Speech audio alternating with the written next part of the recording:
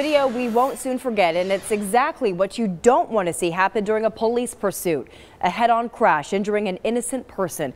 And this was the scene in Tempe just 1 month ago. And of course, it raises the question about the Department of Public Safety's pursuit policy. Is it putting the public and troopers in too much danger?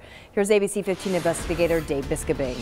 Arizona DPS recently changed their pursuit policies in November. It was the first change they've made in more than a decade. Now, we had experts all across the country look at both their old and new policies, and they worry that DPS is moving in the wrong direction. On January 24th, this was the car DPS troopers were after. The driver pursued for a traffic violation. Troopers knew who he was. Helicopters tracking him overhead. He also drove into a very crowded area. They're going to try to take over the vehicle right now, guys. All reasons experts say pursuits would be terminated in many departments. The risk not worth the immediate arrest. Oh my gosh.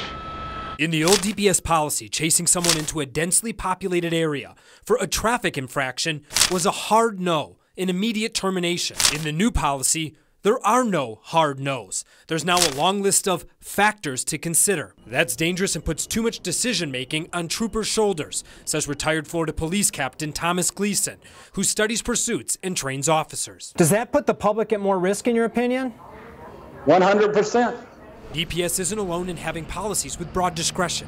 For example, California Highway Patrol doesn't have strict no's either. Instead, they list several circumstances to consider. But across the country, experts say the overwhelming trend has police moving toward more tightly restrictive pursuit policies. Here are some examples. Florida Highway Patrol won't chase unless it's for a felony, reckless driving, or a DUI. Phoenix police won't pursue for any traffic violations or stolen cars, misdemeanors, and nonviolent felonies. That's why Gleason was surprised DPS even loosened some of their restrictions. To be perfectly honest, in the last 20 years, I think this is probably one of the least restricted policies that I've seen. This is personal for Gleason. His son died in a pursuit as a military police officer in 2000. He's one of 5 experts we had evaluate the DPS policies. Here's what they said was good.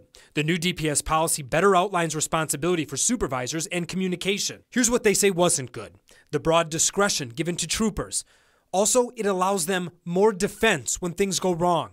Most of all, they say the new policy probably won't cut down the number of potentially dangerous pursuits. And that's a concern, because according to this 2017 Department of Justice study, Arizona is the second deadliest state for pursuits based on population. Now, DPS would not agree to be interviewed about how or why they changed their policy, but they did send us a statement saying they continuously evaluate their policies and that pursuits are fluid and dynamic. In the newsroom, I'm investigator Dave Biscabing, ABC 15, Arizona.